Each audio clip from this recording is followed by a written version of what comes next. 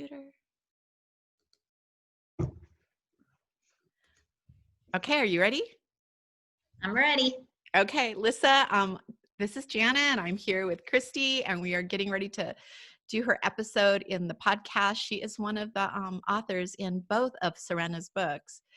And so we're going to get started. 3, 2, 1. Hello, and welcome to Oh My Health, There's Hope. I'm your host, Jana Short, and today I'm super excited to have Christi Davis with us. Christi is a foodie, a nutrition nerd, and has found her way to thriving health in spite of being diagnosed with multiple sclerosis back in 2001. Through her journey of getting a college degree in nutrition, being diagnosed with a chronic health condition at 28 years young, and managing her MS through trial and error, she is now helping others find flourishing health. Driven to help others through her background and experience, Christi has been relentless in growing in her health coaching business. Her ultimate mission of coaching those struggling with inflammation by showing her clients how to implement lasting healthy lifestyles in producing amazing results. Christi Davis is also co-author of of Amazon's #1 best-selling new release, Your Time Is Now, and Oh My Health, There Is Hope. And I am so excited to have you, Christi. Thank you so much for being with us today. I'm so excited to be here. Thanks for having me. This is awesome. So, I love your story, and the whole podcast is about hearing incredible stories of hope like yours. I want people to know that they don't have to live in that diagnosis, right? It's never a death sentence, and it's never like, oh, now I can't. The possibilities of what you can start to really open up, and the truth is they were always there. And so I would love it if you shared a little bit of your story of hope, and see how many people we can start inspiring. Sure. I'll just sidebar for a second. The stories in the book are just unbelievably unremarkable. I mean, they are just so touching and so inspiring. So it's just a great book to be a part of. But I'll tell you a little bit about my story. I know you kind of touched on it a little bit, but I was married when I was 26, and when I turned 27, I was starting to have some health issues. I had a little extra weight on me. I was dealing with a lot of fatigue. I was working a lot. It was kind of a new career path for me. I was working for a wheelchair manufacturer. So they made motorized wheelchairs, they made scooters, they made tilt and recline seating systems for people that, needed high-end mobility assistance. So I was working a lot of high stress, and the fatigue just hit me hard. And with the fatigue came migraines. I was experiencing some tingly and numbness in my feet and my legs, and I knew just something wasn't quite right. And I kind of let it go. I was finding food as a comfort. I was eating cheesesteaks, being from Pennsylvania, French fries, dipping the fries in mayo, the whole thing. Lots of ice cream, and that was kind of my comfort. And within like 6 to 9 months, I started with another issue. It was right after 9/11. So it was in September of 2001. I was devastated by what had happened. And at the time I lived 2 hours away from New York City. I grew up in New Jersey, I was 45 minutes away from the city. So it was just devastating, and it just really shook me to the core, everything that had happened. And I do feel that almost it was part of the trigger of my stress. And thankfully I didn't know anybody, any immediate friends or family that were affected, but just seeing what happened to our people it was very traumatizing. So after that had happened, I started with this eye issue, and I was losing vision in my eye, and it was getting very muted, the color. My peripheral vision was not there. I couldn't see on the side, and I knew I had to go see a doctor. So I went to see an eye doctor, and he right there said, you have optic neuritis, which is the inflammation of the optic nerve. And he's like, I think you probably have multiple sclerosis. And I said, you're crazy. I don't think that's the case. So he said, I need to go see a neurologist. Went to the neurologist did MRIs, they did blood tests, and back and forth trying to figure it out. It takes a long time to diagnose any kind of autoimmune disease. But finally, I had a spinal tap done. And the IgG levels in that proved that I did actually have multiple sclerosis. So, of course, I was devastated. I was really young. I was just getting my career going. And I thought my destiny was to be in one of those wheelchairs where I was working. And it was very upsetting. And I went to that very dark place, but not for long. I went home to my parents in New Jersey. I stayed with them. And I have witnessed my father my whole life with many health issues. And he was always the picture of positivity. He always carried himself so happily. He plowed through whatever he had to do to, just stay in that zone of being positive. And he was such a mentor to me. And I looked up to him so much. And I said, you know what? That's how I'm going to do this. I'm not going to sit in the corner and cry and say, woe is me. I got a really bad deal here. I'm going to do something about this, and I'm going to be positive, and I'm going to figure out a way to still be healthy and not let this take over my life. So I went to see a holistic healer, which was 20 years ago. People weren't very open to that. And people are like, what, a holistic healer? Okay, yeah. And it was amazing. I mean, she did like the iridology, where she looks in your eyes, and she rattled off my entire health history, and it was just amazing.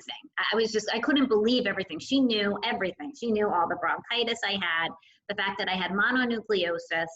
And the thing that got me the most was that I ate ice cream, and she was like, whoa, how much ice cream do you eat? And I was like, oh, wow, this is real. So after that, she gave me this whole regimen, and it's so prevalent today. 20 years ago, it was so foreign, but it was eliminating gluten, eliminating dairy, eliminating sugar, pork, and other foods, all processed foods. And she didn't give me anything. She didn't say, here's some recipes to go by. These are things that will help you. It was just, go figure it out. This is what you can't have. And I was like, oh man, that sucks. How am I going to figure this out? I mean, I like to cook, but I wasn't that kind of cook. I was the heavy Italian meal, lasagnas, meatballs, sausage, peppers. Like, I was that kind of foodie at that point. So I didn't know how to do the whole clean eating. So that was mind-boggling to me, but I started to figure it out over time and what I needed. And I noticed as soon as I went on this way of eating, inflammation was gone. The brain fog, fatigue was lifted. It was like I was living again. The tingly numbness went away. Eventually my eye issue was resolved. It was resolved through steroids too, I will say, but I know that the clean eating definitely helped. And from that moment on, when I started doing that and discovered that, I knew this is how I need to live my life. So that is my story. It's been, 19 plus years later, and I have just been trying to carry myself with that whole methodology of eating this way, of getting the right exercise and movement, getting the right sleep, and just staying positive. So I, by the way, love your story. One of the things that really resonates with me is you admit that when you got your diagnosis, like you lived in that diagnosis for a minute, but you didn't stay there. And I tell people all the time, it's okay to be sad. If you get a horrible diagnosis, you can be sad, you can be angry, you can be all of those things. You still want to live in that space. You want to go through it really quickly and get out on the other side as soon as possible. So I love that you shared that. Why did you want to share your stories in these books?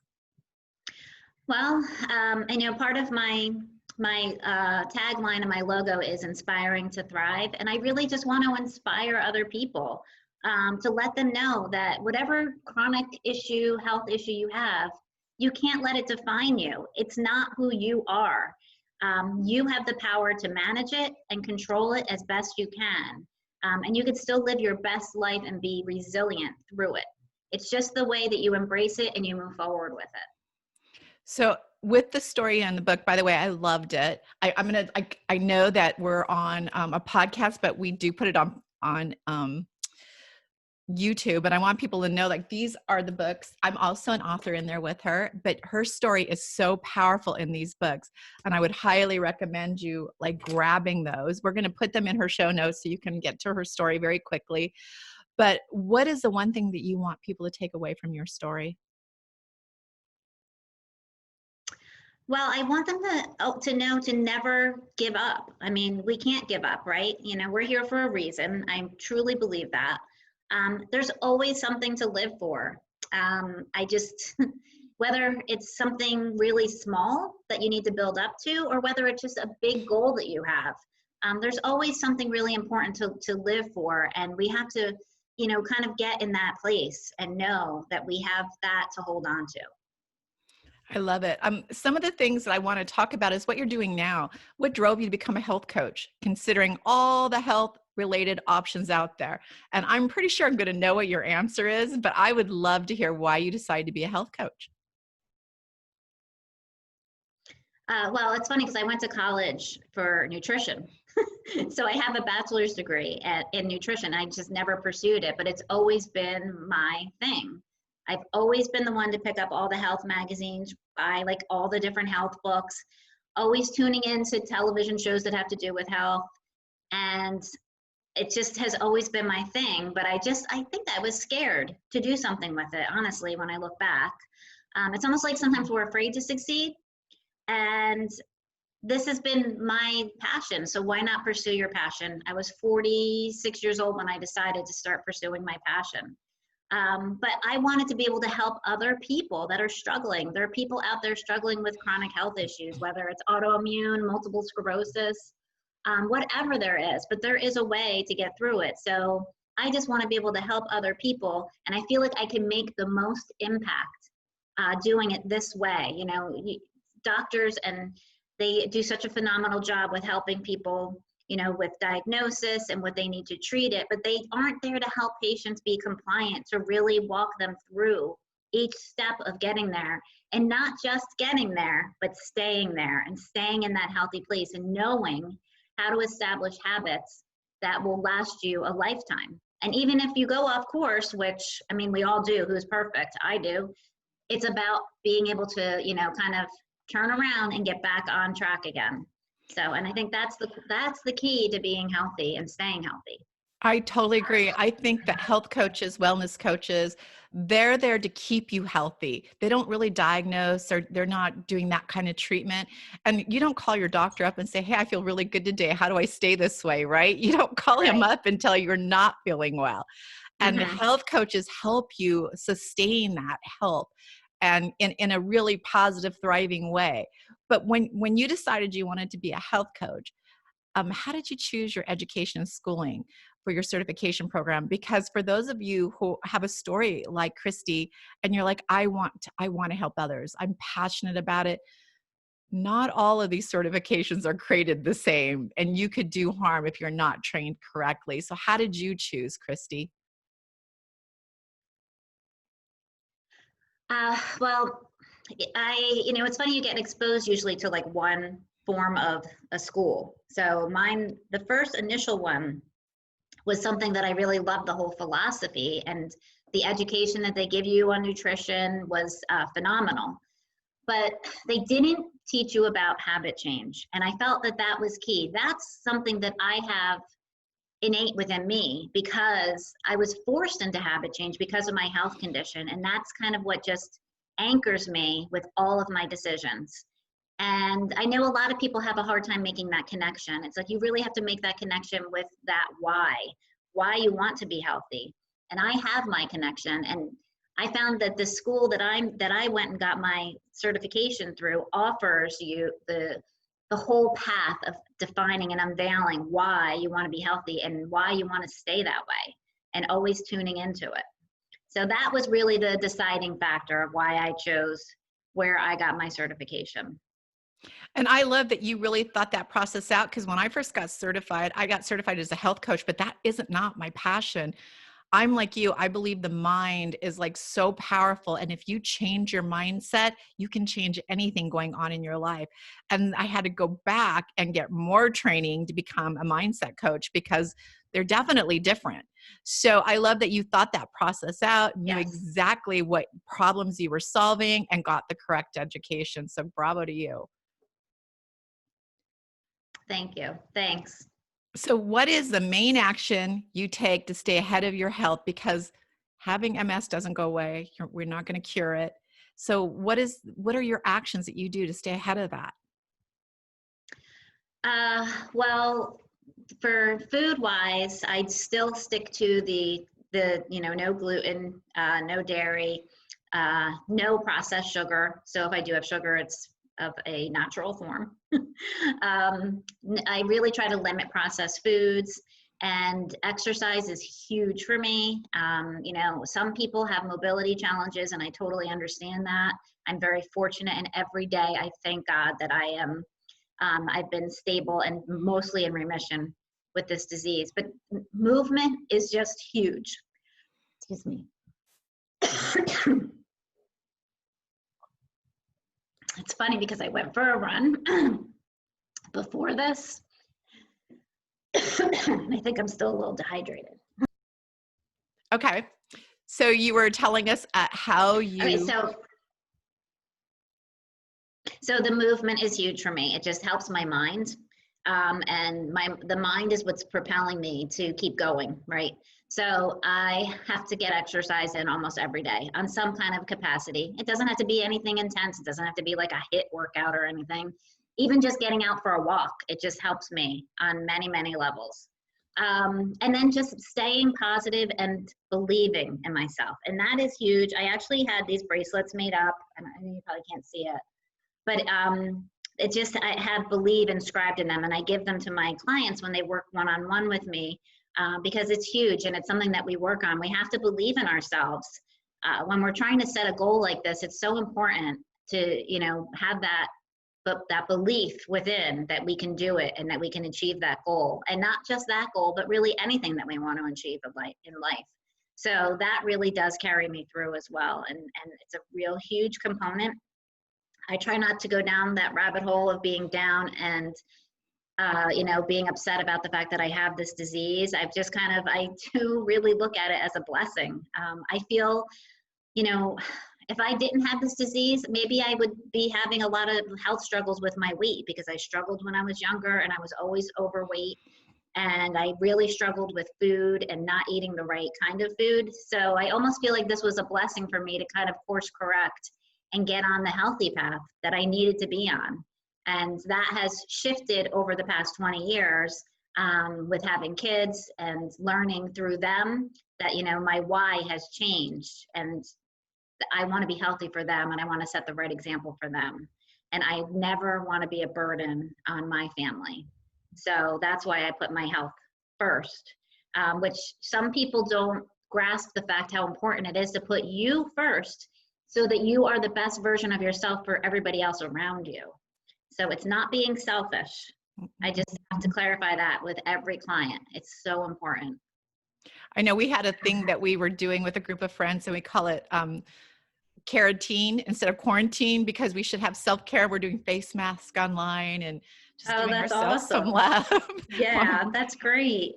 So I think one of the things that you mentioned that is so important is the self-care is huge. And I have a lot of moms who, and as a mom myself, I understand that if you're sick and your kid's sick, you got to take care of them. You can't call in and say, hey, I'm not showing up today. And that's okay, but be sure you're giving yourself that time to take care of yourself, because if you get knocked off your feet, who's going to come in? And one of the things we always talk about is one of the things they tell you when you're on a plane, right? When that oxygen mask pops down, first secure it on your face before you reach over and help the person next to you. Because if you're unconscious, you're not going to be good to help anyone. Yes, So totally. I love that. Yep. Mm-hmm. Yes. So I want to talk a little bit about your 90-day transformational program. I've heard amazing things about it, and I want to know what type of results your clients are seeing. Well, I'll tell you, I really kind of hone in on the inflammation and trying to reduce inflammation with people that have autoimmune disease, especially. Everybody's dealing with a different level of inflammation. Nobody has the same kind of inflammation. So it just, it kind of runs rampant wherever in the body. I do find that it kind of goes to that one place in each person and likes to stick around. But the reducing the pain in somebody's life is forever life impacting. I've been working with people that have even knee issues, and they're changing the way they eat. They're changing their whole approach with all the changes that we're making, and Of course they are losing weight, but more importantly, they're getting rid of that pain. And that is just, phenomenal. And they're making these habits, when I'm finished with a client, I like to check in, and I do regular check-ins just to follow up, see how things are going, making sure they're staying on track. And I always love to hear, I'm still, sticking to these habits. I am still eating clean. I am cooking. So I get a lot of people that never ever cooked and didn't like cooking, and now they're cooking again. And we go simple. We don't go complex. We go super clean. And when you go clean, it doesn't have to be complicated. It could be very quick to make a meal. Quick and healthy is key, because then it's more manageable and people are more inclined to do it. So, people are just really happy with those results. So, and just getting rid of the brain fog. I see that a lot too. People that are dealing with fatigue and brain fog, that they're noticing they're getting more energy, which is just huge.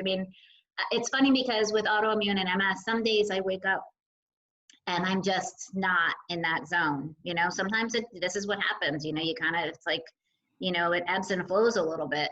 And today I woke up on fire. So I was just like, woohoo, like, let's get up. I'm going to take on this day. And it helped so much that the sun was shining. And I was just so excited to just, get my work in, get my workout done. It's so different when you wake up in that mindset. I want to wake up like that every day. And I could say the majority of my life has been like that, thankfully. And that's what my clients are seeing. They're seeing the wave of their energy just, through the roof, and getting more done, being more productive at work. I had somebody that just got promoted at their job right when we were finishing up the program, because her productivity just, went through the roof, and they were seeing it. So it affects more than just that underlying issue. It affects everything. It really does. One of the things I want to touch on, especially because you have a degree in nutrition, is when Christi's talking about her diet being key, and she's talking about her like taking out gluten and dairy, what she's really talking about is an anti-inflammation diet. And that is, it's not like you have gluten sensitivity or dairy makes you bloated. It's really to get the inflammation out of your body. And inflammation is a huge, huge trigger for autoimmune disease.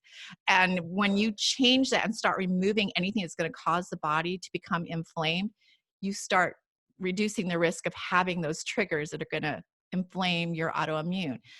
Can you expand a little bit on that? Because I know I hear a lot of people write in or call in and say, everybody's bashing gluten, everybody's bashing dairy. And there's a reason, if you're not well or you have autoimmune, that you start removing that from your diet. So maybe you want to touch a little on that. Well, with the gluten, the wheat isn't what it used to be when our grandparents were growing up, and the food has really changed. They've hybridized the wheat, and they're over processing it basically because they're trying to make more and more of it. Because it's a moneymaker, right? So they're over processing the wheat. The wheat has taken on a different protein within itself, and our bodies are not made to digest that protein. So it's causing havoc on our bodies. It's kind of like in your gut, you have like a carpet fiber almost that's supposed to be, moving things around during the whole digestive process. But what's happening with the gluten is it is actually wearing down on that carpet, and it's not shaggy anymore. It's flat, and it's making it more permeable, where it's actually entering into your system, and that's what they call leaky gut syndrome. They're also saying with dairy has a similar protein that the body, they call it molecular mimicry, and the body will see it as gluten, and it could cause the same kind of reaction as gluten to your inflammatory levels. So, and then sugar, again, is super inflammatory. So you just have to be careful with sugar. And I know it tastes really good. I know it all tastes good. I grew up Italian. I grew up with lasagnas and lots of cakes and sweets. But there are ways to get around it. There's ways to cook food and prepare food that you could still enjoy, that's still healthy and not inflammatory and tastes good. That's important. That's like the hugest factor. It has to taste good. That's like the biggest thing. Once I gave up sugar, I was dying. Like I was dying. And everything I was reading, everything has some form of sugar in it. It seems like ground meat at your supermarket has sugar in it. Your Hmm. salt has sugar in it. If you buy salt, it's got sugar in it. So it's everywhere. So for you to move it out completely, I'm telling you, it's not going to happen. But if you can reduce it as much as possible and be very aware about what you're getting. But it was really hard for me. Now, when I eat sugar, I don't like it. Like I my know. brain, Yes. yeah, it's like weird. It's like people who say I don't drink water. Once you start drinking it, you start like really needing it. Like your mouth starts feeling dry. And you're like, oh my gosh, I need to drink right now. It's the same when you Right. start giving up sugar. Your body becomes accustomed to not having that toxic Well, I overload in know. your body. Yep. Dr. Mark Hyman says that it's more addictive than cocaine. Oh, It, they've it, got it, rat it, studies saying that. yeah. I mean that it's a true thing. So it's in everything. Every processed food aisle you go down, you're going to find it in everything. So it's a big change. It's hard to make that change, but it can be done. There's ways to do it. There is an app you can get that I used when I gave up sugar that you scan when you go to the store, and it'll tell you if there's sugars in it and what forms of sugars, right? That's how I found it. It was in ground beef. I'm like, how is there sugar in ground beef? I don't get it. Because of what they're eating. Whenever you're eating any kind of meat, you're eating what they're eating, right? Got So it. depending on what's in their diet, it's going to be in that end product. But I So was really blown away when I did the salt. What? They put sugar in salt? They do to keep it from sticking. And so they put sugar and salt. So that's crazy that it's in everything. And I love that app. I mean, it was super easy for me to see what that's types of cool. sugars. Yeah, I never heard of that. To look for that. I will find it and put it in the show notes. So anyone who wants that app, they can get it. But I still use it when I'm confused because reading labels is so confusing. I mean, there's things I have to keep Googling. What is this? I haven't, because they're finding new ways of hiding things in our food. And it's hard to Yes. keep on top of it. Right. Oh yeah, I know and that's something that I work with my clients on is just how to read food labels and what to avoid and the 100 different things that are really sugar that they disguise with other names. I know That's interesting. when fructose came out a while back, 20 years ago, maybe, nobody knew what that was. And you thought, oh, it's fructose. And they're like, it's good for you. It comes from, corn, right? And you find out that this high fructose is really not good for you. Right. And, Yes. but you didn't know, like they keep changing the names and finding a ways of disguising what they're putting in there. And so you just got to stay on top of it. Buyer beware. Like if you don't Yes. know what that says on your label, you should find out. Right. Oh yeah, absolutely. Yep. So I want to talk a little bit about your diagnosis before we move into some other things, but that's a really tough diagnosis. And what was the hardest part of you receiving that diagnosis? I guess the hardest part for me at that point in my life is in my head, I was channeling a couple different things. Would I be in one of those wheelchairs? You kind of go into the worst case scenario. I think with any kind of situation, we put ourselves in that worst case scenario.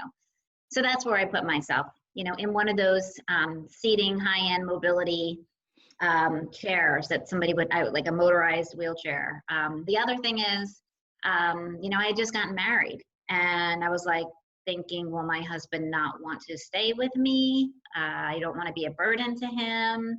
This is also new. And here we just got married and I have this major chronic health issue.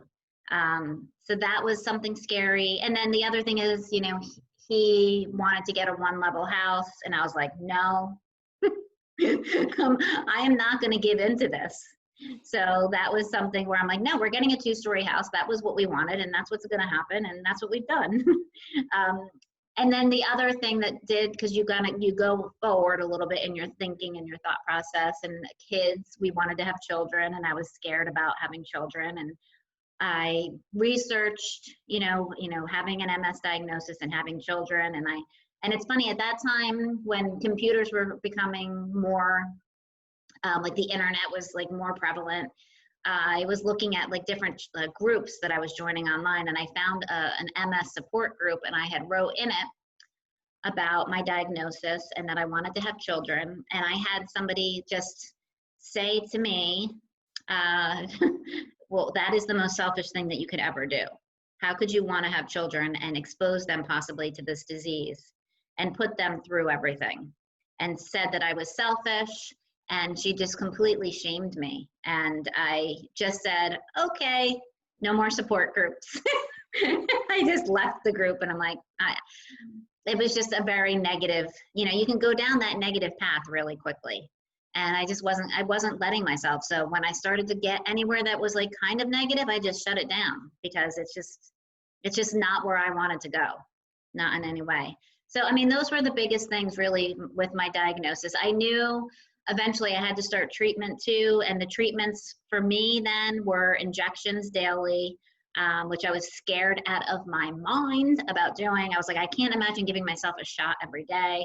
And that scared me a lot. And the nurse came out to the house right after I had my daughter. That was when I decided we wanted to have our children fast. So, our kids are only 17 months apart. I had my son, had my daughter, and I said, okay, it's time. So the nurse came out to show me how to do it, and it really wasn't that bad. And it's like brushing my teeth now. I mean, it's just part of my day. But the beauty of it is I don't have to do it every day anymore. They changed the dosing. So now it's, you get 40 milligrams instead of 20 milligrams in a shot. So I only have to do it 3 days a week. I do it Monday, Wednesday, Friday, first thing in the morning, and it's done. So, but it's just part of the whole deal. And you just work through it. You just have to take little steps to power through all the little challenges. But staying positive and believing is the key to getting through it. I love that. I too have to take shots in my stomach twice a day, and the only medication I take, so I'm really grateful that that's it. But I joined Oh, wow. I joined a group as well, a support group, when I first got diagnosed with gastroparesis, and it was a place where people went to die. If you put out a moment of hope, they shut it right down. That doesn't work. I tried it. And I want to encourage all of you to not only do go and get support, like those groups can be phenomenal if they're ran by the correct people who are shutting that down. Yes, And that is key. yes. And the minute I got out of that group, because I'm like, I am not dying. This is not happening to me. I refuse to accept that. I left the group, and I did find really positive people online that had answers, and they were still moving forward in their lives and thriving. So you have to look for the right kind of group for you. Yes. Mm-hmm. Yeah. Thank you for pointing that out, because that is huge. People need the support for sure, but it has to be the right support. It has to be the the positive type of support. I agree 100%, but a lady brought up a really good point to me. She's like, yeah, but I can't keep complaining to my family. Like, I wake up sick every day, and I say, without even thinking, I feel like crap. I feel like crap. And she goes, and I'm tired of saying it to my family, so I want to come here and vent about all that. And I said, I get that, but can you just reframe that? And start reframing it in your mind and changing it. But she wasn't open to that. So I get that there maybe is a place to go and die, but that's not for me. So I chose not to do that. I chose not to complain about it. I chose to reframe all of that as you did in your mind. And I had something to live for. And I feel like everybody, Yes. if you have breath in you, you have something to live for. Yes, and you don't want to go absolutely. somewhere to die. You want to go somewhere that's going to help you thrive. Right. Yes, absolutely. Yes. And that's phenomenal. I That's know phenomenal, that you Jana. have an incredible free offer for everyone, and I'm super excited about it because she talks my kind of diet. And so, do you want to talk a little bit about your free offer? Sure. Yep. I have a anti-inflammatory, I call it the autoimmune friendly cookbook. And it's 15 recipes to kind of get you started and put you on your path of eating on a autoimmune friendly, anti-inflammatory way. So the book, it's a digital version, it's on my website, and it's some really great recipes. I do actually have one kind of sweet treat in there. It's a pumpkin muffin with like a little crumble on top of it, but it's all really good, way better ingredients for you. And then there's just other really great meals in there, something for every meal of the day. So it's on my website. Is it okay if I give my website? Absolutely. Okay, so it's ChristiHealthCoach.com. And I'm sure you're thinking, well, how do you spell Christi? So I'll tell you how my husband spells it.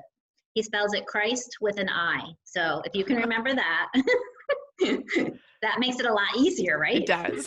It makes it a lot easier. So it's CHRISTI and then healthcoach.com. And the cookbook will be there on the homepage. And then you can always sign up in my Well Nourished Center. I have an Advantage program where you can sign up and get access to all of my recipes for free. So, and I have probably over 80 recipes on my site now, and I just keep adding as I create new ones. So enjoy it. So lots of good ones, lots of really great ways to eat that taste amazing without all of the other inflammatory ingredients. Well, one of the things I want to say is I no longer work in the health coaching business. I work as a mindset coach. But when I was working in health coaching, I can tell you that there were so many people that came to me. Autoimmune diseases are one of the most undiagnosed issues people have. It takes forever to get a diagnosis. It's very hard to diagnose it. And so I would totally reach out to Christi, go visit her website, see what tools she has. And if you're struggling or you're going to the doctors constantly with fatigue, achy joints, things just don't seem right, foggy brain, these are huge for autoimmune, or weird rashes that pop up once in a while. Go and look at Christi's stuff. Maybe she has some solutions for you. Maybe, I know you're going to the doctors and they're like, everything looks great. Your blood work looks great. And you're going home thinking, no, I don't feel right. Something just doesn't feel right. And I know this, and every fiber of my being, something's not right. Most likely something isn't right. And you just need to, you can take power of that by yourself, by the way. You don't need a diagnosis to start doing and implementing really good things in your life to help change that. So definitely go to her website and check her out. I kind of stalk her a little bit because I think she's been fascinating and I love the content she puts out.